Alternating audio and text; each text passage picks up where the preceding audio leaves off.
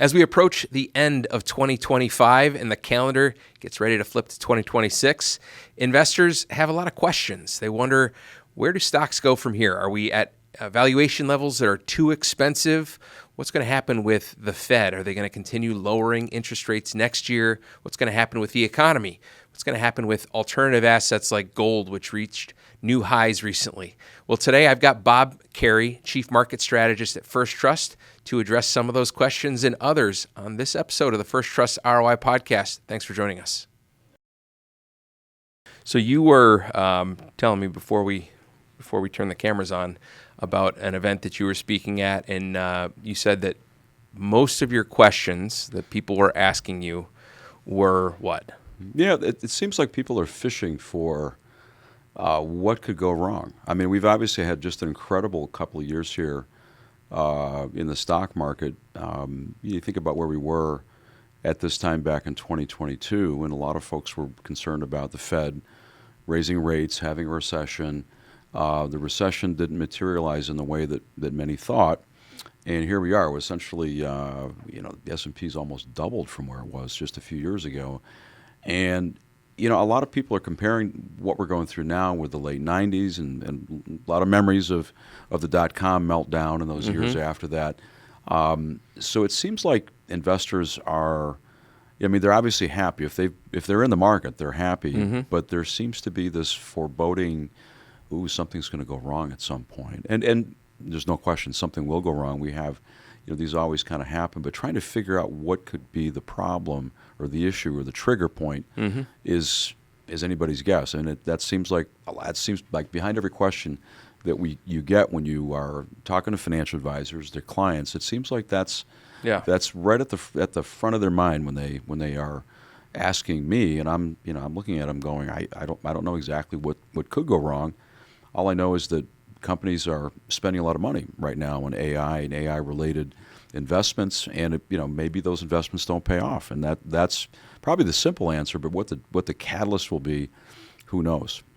It's healthy for markets for people to ask that question: what can go wrong? Exactly. It's only when everyone is really charged up, emotional about FOMO, fear of missing out, exactly, that they're throwing capital at things because they don't want to miss the next 20%. Right. That's when you run into trouble. Exactly. One of the things that we can do when we look at a stock or an index in the market or a sector, we can see what companies are generating in terms of the returns on their business, and we can see how fast they're adding items to their balance sheet. We can calculate fair value using a variety of scenarios. And one of the things that we can do is we can see what the market is implying about future returns, based upon today's stock price. Today's stock price at any stock is a reflection of what the market thinks is going to happen in the future.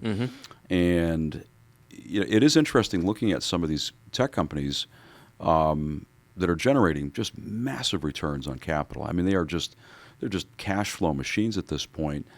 And I'm encouraged somewhat that most of those stocks have considerably lower returns baked into the share prices when you look ahead, say 5 years. That that's not always been the case. Yeah. And when you have a high return business and you've got it priced so that it remains a high return business into a longer period of time in the future, some say perpetuity, that's when you start to get worried about valuations. And so we see some of the Mag 7 companies generating 40-50% returns on capital. But the market, you're essentially paying for a 20% return business 5 years down the road. Now, still, that's a pretty high expectation. The company remains a 20% return business, and it's not a guarantee that that's the scenario. But I think trying to quantify what the market is expecting is critical. And to me, it's a margin of safety issue then for investors. Yeah. So you're saying that the market's not assuming that we're going to maintain this level of profitability and growth. Right. But it's actually a little bit more sanguine and a little bit more, not pessimistic, but not quite as overly optimistic as maybe in the late 90s. It's a life cycle thing. Every company has a life cycle, and there are some companies that have defied those expectations over long periods of time where they you look at as an example, Microsoft, it's been a high return business from the moment they came on the scene 40 years ago. it's incredible how long they have remained a high return business. So it's pretty obvious the company has continued to come up with new businesses, new investments have paid off, and they maintain a very, very high return on their business. And yet we've got companies that have come along in the last 5 years. NVIDIA is a good example where it's a good business 5 years ago, certainly nothing to sneeze at. All of a sudden it's like this company is generating more cash than they know what to do with. And so as the company looks at its business, its problem is it has more cash coming in than they can reasonably invest it back into the business. And in that particular case, there is a pretty significant fade of both returns and asset growth at some point down the road. And the longer they go defying those expectations, that's usually what drives share prices higher. Yeah. So some of those big technology companies that have been really high return businesses have been characterized by being pretty capital light. They don't typically have to make these huge capital investments that they've made over the last few years. What they invest in is different. It's not like they're going out and buying plants and equipment and whatnot. But now they are. But yeah, because they kind of have to. I mean, we are reaching a physical limitation in terms of our ability to produce enough electricity, and these plants.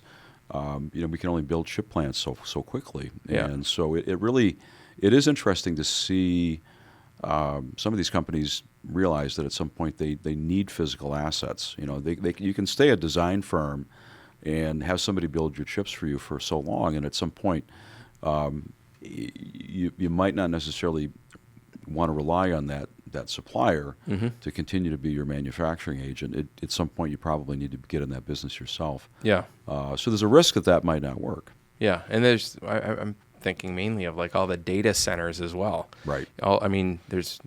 That's not all technology companies, but the hyperscaler companies, those big hyperscalers, they're spending a lot on building up that data center capacity. Exactly. And all that goes with that. I mean, we think of. You mentioned energy. I just saw Jensen Huang on CNBC a week or two ago, and he was talking about the need to create more energy. But one of the things that he suggested was that some of those data center big tech companies would actually have their own power plants that are behind the meter instead of relying on the utilities to supply power. Exactly. Which that's interesting. Well, I remember a couple of years ago, Delta Airlines was in need of jet fuel.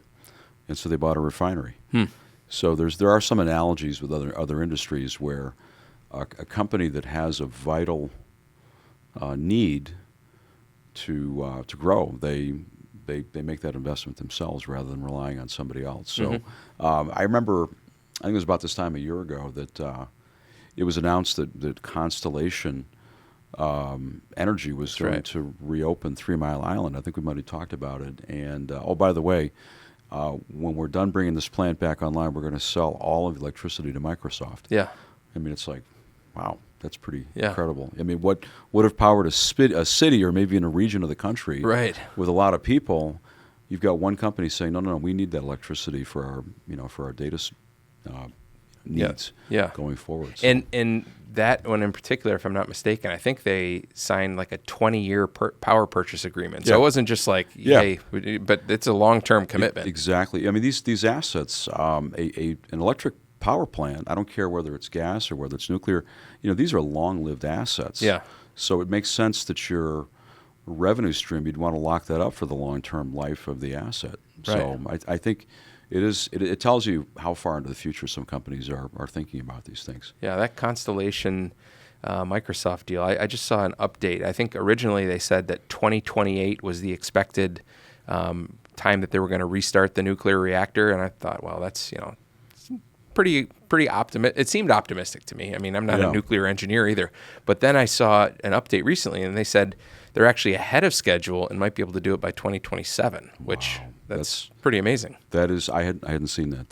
That's crazy. Yeah, that's crazy. It is. It makes you, for those that need power, it makes you wish that there were more decommissioned nuclear reactors that they could just kind of flip the switch back on. Exactly. What's interesting about nuclear energy or nuclear power is the U.S. Navy it runs on nuclear power. I mean, we have decades of expertise with that technology, and I think that clearly is going to be part of where we get more and more of our capacity. Yeah. So we'll see how this plays out. Okay, so I want to get back to FOMO and fear and valuations.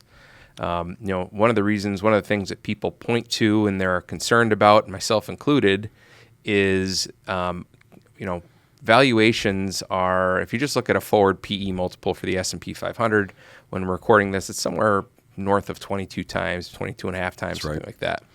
And, the last, it's varied over time, but you look longer term, maybe the last 25 years, it's about 17 times forward earnings. That's right. If you look back at other things like the Shiller PE ratio, the cyclically adjusted PE ratio, there's all different ways people look at valuation.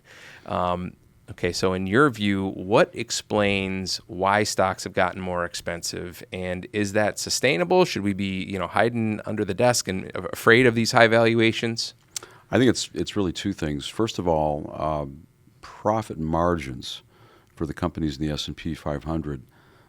When you look at revenues and you take a look at what's left over in terms of profitability, margins are at an all-time high. So essentially, from an earnings and a cash flow perspective, it just simply means that the companies are getting more from their businesses than ever before. A building that is fully occupied is going to be worth more than a building that's empty. Any business that has pricing power is going to be worth more than a company that is, a price seeker. It's just interesting how this all plays out. So profitability has gone up largely because of margins, and we have a higher percentage of companies in the S&P today that are higher return businesses. So the collective kind of a coupon, if you will, of corporate S&P 500 companies is higher. So if you just imagine a bond that used to have a 6% coupon, and you wake up and now it's a 10% coupon, it's just going to sell for a higher price because there's more cash flow attached to that asset.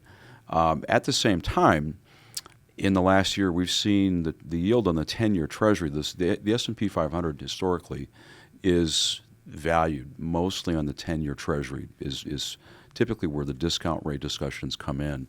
And we were at 5% about this time a year ago. Now we're closer to 4%. I look at it this way. It's pretty simple. 4% is exactly 25 times earnings. And here we are. We have an S&P at about 25 times trailing earnings and about 22 times looking ahead at next year. I think the market is probably right where it should be. I think could it change? Could valuations come back down? Obviously they could, but I think it would take an increase in interest rates, which I don't think that's going to happen, with the Fed perhaps cutting interest rates a couple times here going forward. Maybe most of the actions in the short end, but I don't really think that that we're going to see the 10-year Treasury go back to 5%. Maybe it does, but and I think as long as companies continue to generate high returns on their business for the time being. And if you look at earnings, we're obviously in the middle of earnings reporting season. I'm not seeing anything in these earnings reports that implies that we should take down our estimates for next year. Yeah, and the 10-year yields, around 4. By the time we air this podcast episode, we're not really sure where it will be, but watch it go to 5. When I looked, yesterday, and today's October 23rd, it was below 4, and it's been a while since we've been below 4, and it's trending lower. And again, it popped up a little bit this morning. It'll vary. So. But that is kind of interesting that we have seen rates trend lower, and it seems to me that the October rate cut from the Fed is all but certain. We'll see that next week, and then it's just behaviorally. Forget about what the Fed should do in the economy. If you've got a new Fed chair that's going to be appointed next year, and that's I think May is when Powell's term is up. And you've got, the people jostling to be the next Fed chair, and it just seems like there's a lot of reasons why the Fed will be more dovish next year. Well, inflation, the trend right now for inflation is closer to 3%. Yeah. And the Fed's, the upper bound is 4.5% or 4.25%. Yeah. on the Fed funds rate, that spread between 4.25 and say 3 is that's room for the Fed to cut rates. Yeah. I don't think the Fed wants to lower interest rates below the inflation rate. I mean, no. I think Yeah. we saw what that will do. Right. And all of a sudden we had the highest inflation in 40 years. I don't think, I think you're correct that we're going to get a more dovish Fed. Maybe they cut rates down to 3% over the next year. Yeah. I think a short-term interest rate of 3% may prove to be a little bit too low. It might stoke some inflation concerns. But it's pretty clear the Fed is more worried right now about the labor markets and the economy. And markets tend to like it when the Fed is worried about that, as opposed to taking away the punch bowl and raising interest rates. So don't fight the Fed. That's an old axiom that's been around forever. That's always been a factor in driving markets. Yeah, well, and the reality is right now, again, this could change by the time we air this episode on Monday, but the data from government data is basically on hold for the most part. And there's Maybe we should just get but the government out of the business of releasing data. We don't need it. Private. There's a lot of sources of economic private data sources aren't bad. Yeah, that's maybe the government should get out of that business. Yeah. The other thing that's interesting regarding valuations, the equal weight S&P 500, last time I checked, was right around 17 times forward earnings. Right. I mean, that's the difference between 22.5 and 17. That's pretty wide. Exactly. It's been a while since we've seen that big of a differential. Yeah, and I think that reflects the differences between, those 493 companies that are driving that equal weight index. They're not, they're good businesses. They're certainly generating great returns on capital.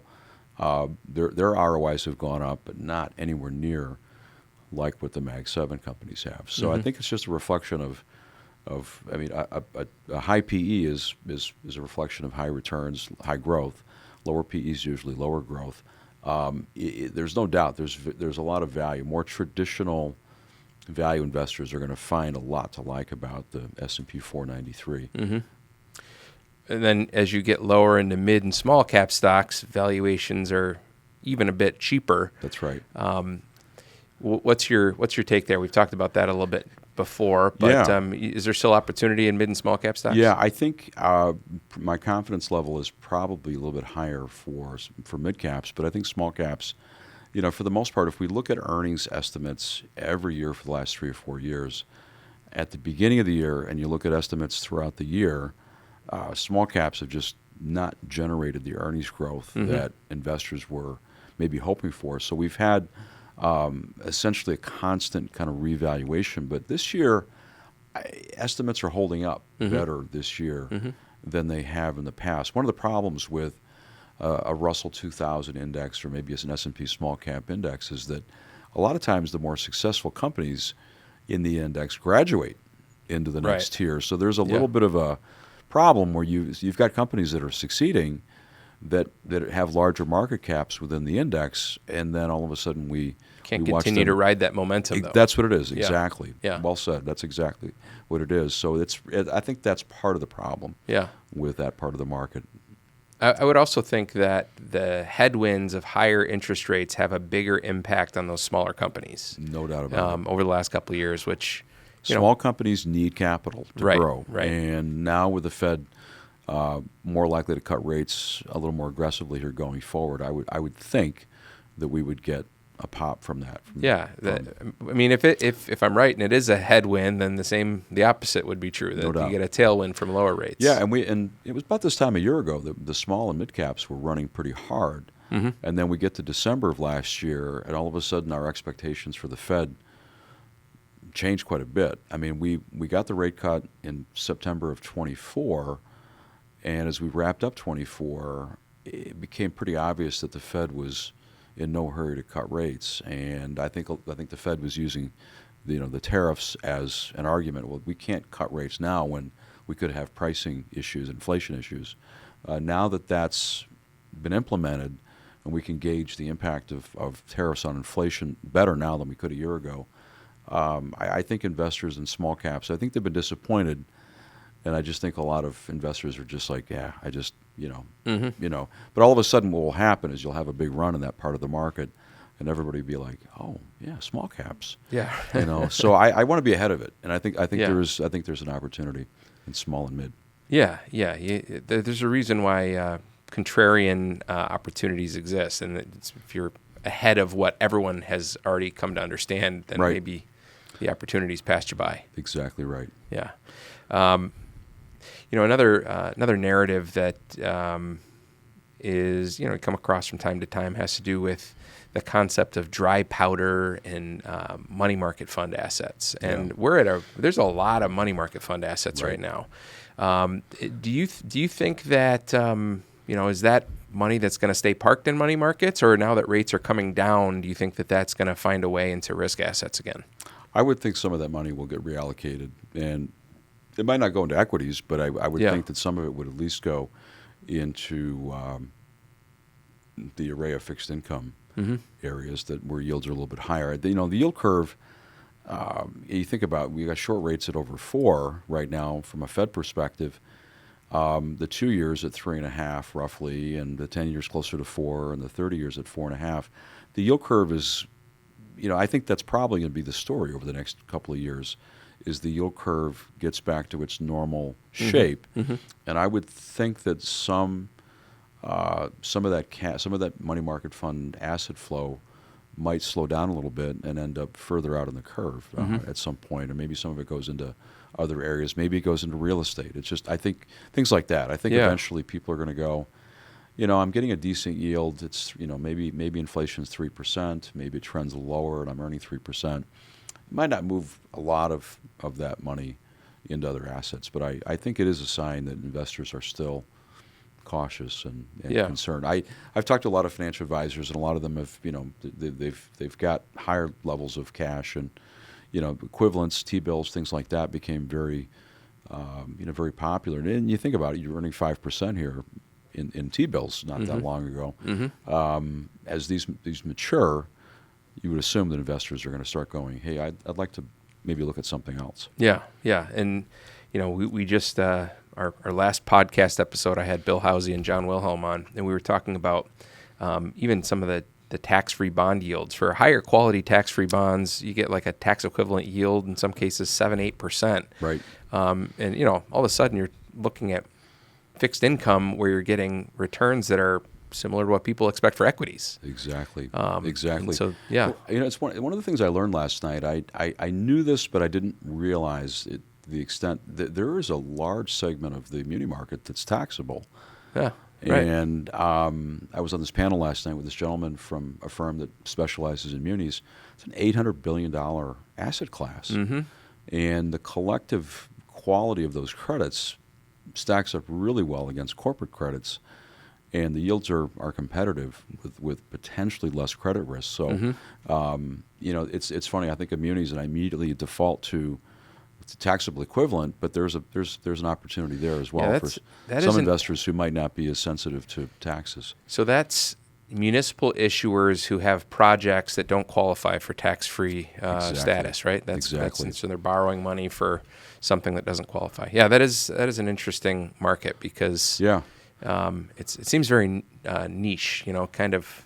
It's an $800 billion niche. Yeah, that's a big niche. You think about the size of the bond market, we're talking about trillions of dollars. Yeah, but it's it's approaching $1 trillion asset class. It's, I'm certainly not an expert in that part of the marketplace, but I thought it was compelling. Yeah, well, and then you've also got people pouring money into gold, which, the gold prices have really surged this year. More recently, they've really pulled back pretty sharply. Do you have an opinion on anything related to gold? Well, I've been joking for years that my wife likes gold. Maybe platinum a little bit more than gold. Not as an investment perspective, from an investment perspective, but just from an aesthetics perspective. But no, I think basically the precious metals as an asset class did nothing for a long time, just absolutely nothing. And I remember during the pandemic watching the money supply surge, and you started to see gold prices maybe bottom out and perk up a little bit.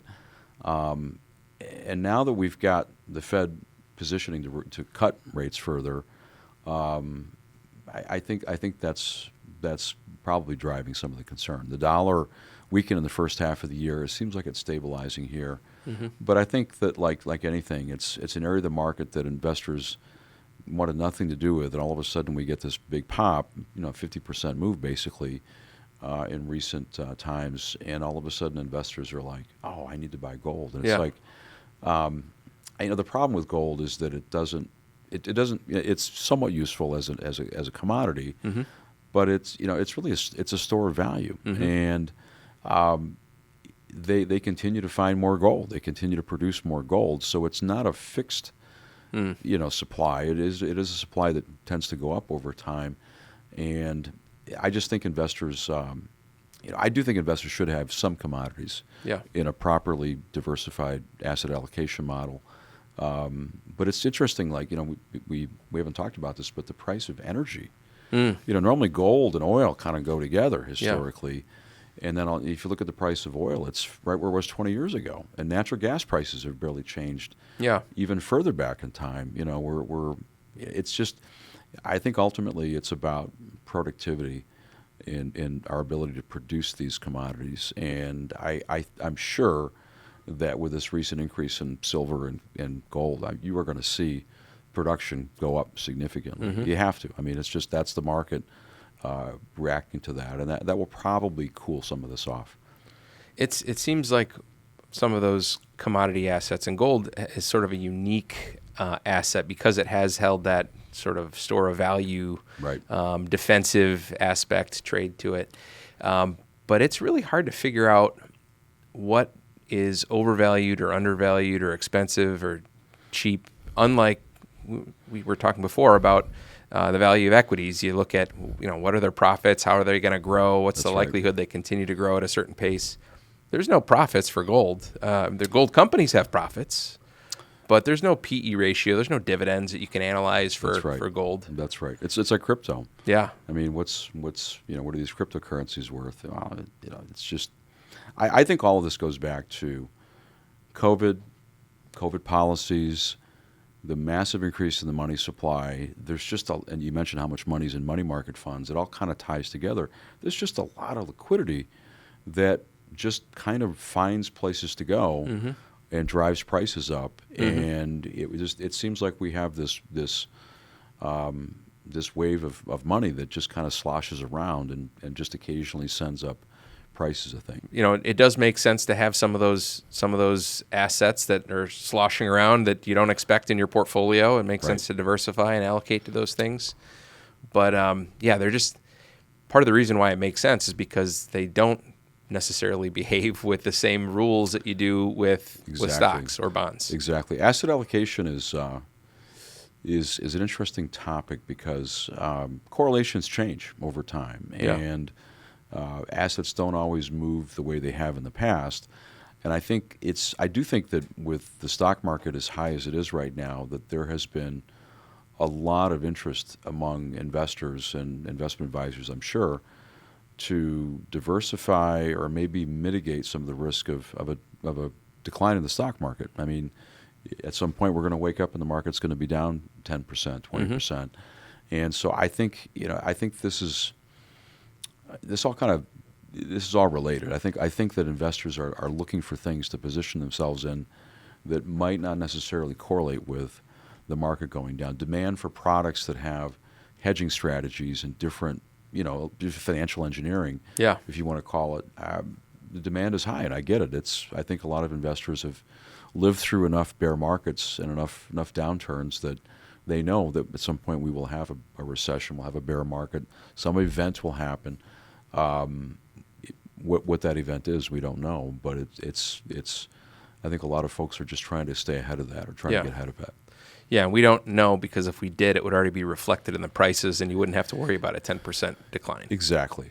Yeah. Exactly. You only get these big movements when new information gets priced in quickly. That's right. And that's why, to your point, all those buffered strategies, all those things that protect on the downside have been really popular. Yeah, and for good reason. Yeah. And they make a lot of sense. I think, we talked about this before. demographics are what they are. I mean, we are living on average a lot longer past our working years, and the days of people working, retiring, and passing away in 5 years or 10 years. I mean, that is now turning into maybe 20 or 30 years or even more for a lot of people. So I think anything that keeps investors in the market, or, in whatever way makes sense or whatever is in line with their risk tolerances, I think is wonderful. I think it's a good thing. It's funny. The other day I went to a hospital to give a presentation. It was a luncheon, and I arrived at the hospital, and it's 15 minutes here from the offices here at First Trust in Wheaton, and I could not find a parking place in this parking lot. I mean, it was just. I'm driving. I finally found somebody, and I tracked them down, and I followed them to their parking space. I had to stalk them to, to find it. And I'm realizing I've only got a couple minutes before my presentation, and then I started thinking about something. And I don't know what made me think of this, but 25 years ago, at the turn of the century, it seemed like we were talking about the baby boomers getting older, and I remember the tagline was every 6 or 7 seconds, a baby boomer turns 50. And that was a big deal. And I realized that's 25 years ago. Well, those same people that were turning 50 25 years ago now turning 75. And I think most of them were at the hospital having something done. And so demand for health care and the need to have assets to pay for health care and all the things that are inevitable as we get older. I think it all kind of ties in, and to me, we've kind of forgotten about that. We're all focused on this AI stuff, but we still have this aging population and these demographic issues that I think are going to affect investors profoundly. Yeah, it's amazing. Time kind of flies. The 2025, we're already kind of rounding third base and heading towards home. I mean, we're end of October. 2 months left in 2025, and then the calendar flips again. Exactly. So has 2025 met your expectations coming into this year? Do you think, as you look back over the last 10 months or so, is it what you expected? I do think that I think the market's done better than I thought it would do. I thought we'd have a pretty good year. If we look at where earnings estimates were at the beginning of the year, I thought that we would eventually get the Fed to cut rates maybe once or twice this year. There were times this year we thought maybe the Fed might not cut rates, but I thought that we'd have enough earnings growth to grind out, maybe an 8 to 10% return. Instead, we're here, I don't know what 14% as of today, not including dividends. So I think it's been a better year than I would have thought. The problem is when you strip away that S&P 500 return, and you look at the rest of the market, it's like it's the same story that we've had for the last couple of years, where it's the S&P, the Mag 7, the market cap weighted indexes have done well, and kind of everything else is more in line with that 8 to 10% rate of return. Maybe the biggest surprise this year is how outsized returns have been in overseas markets. Yeah, it's been a really good year for that. It has. I think currency was the main driver of that, and I think central banks around the world have been more aggressive in cutting rates this year. The fact that our Fed has only cut rates one time, we've had multiple rate cuts from the Europeans by comparison. I think that that is the main driver of outsized returns in markets overseas. And valuations are lower overseas. Valuations too. And the opportunities to pick up stocks at a cheaper price. Right. There's plenty to go shopping from. Yeah, it's monetary policy, it's the dollar, it's price discovery all going on. But still, I caution people at the end of the day, I don't know that I'd want to have a portfolio necessarily overweighted in international stocks. I still think we are far and away the most fertile ground for opportunities for companies. We just simply have better companies longer term. You just have to pay more for them. Yeah. Well, I usually end the conversation asking you about a book, right? Yeah. Today I'm going to throw you a curveball here. Uh-oh. And This has not been scripted. this is unscripted, surprise. But one of the things I know about Bob Carey is that he is a highly interested in music sort of guy. Yeah. So I'm going to ask you instead, in the Bob Carey deep tracks, like, give us a good music recommendation that is not super mainstream.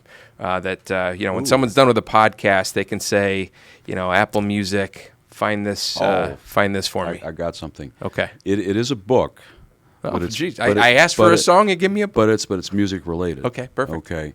I got done reading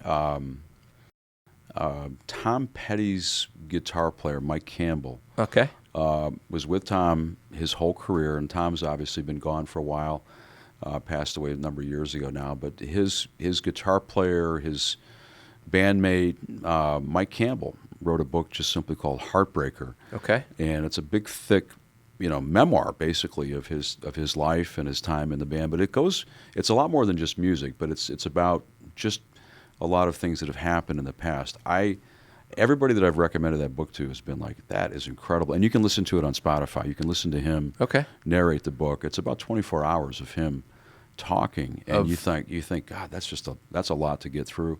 It is amazing how fast those 24 hours go if you listen to it. Interesting. I did both, listening and I was reading, and it's just incredible what he saw. So it was read by the author. Yeah, exactly. Yeah. Exactly. Well, that's pretty cool. by Heartbreaker by Mike Campbell. Mike Campbell.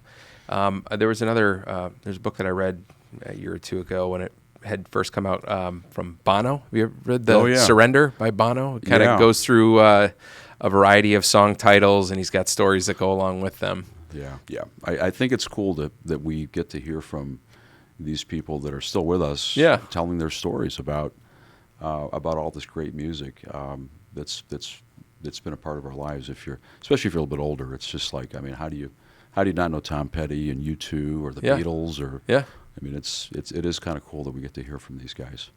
All right. Well, we'll add Heartbreaker to the Mike Campbell. Heartbreaker. Bob, it's always a pleasure. Thank you for joining. I think this is our 58th episode of the podcast, and you were the first episode. So I love it. Always appreciate having you on. So is this the end of it? Are you going to continue? Bookends? No. We need to keep going. These are really, really valuable, insightful, and they're fun to listen to. Yeah, well, they're definitely fun for me to do, and so again, thank you for helping us kick it off and continue. We have such a great crew here at First Trust. Just so many interesting people who work here, and you get out of what we're all about. With these conversations. Well, it gives me an excuse to talk to some of my favorite people at the firm. So. Yourself included. So thank you. Thank you. And thanks to all of you for listening and joining us on this episode of the First Trust ROI podcast. We'll see you next time.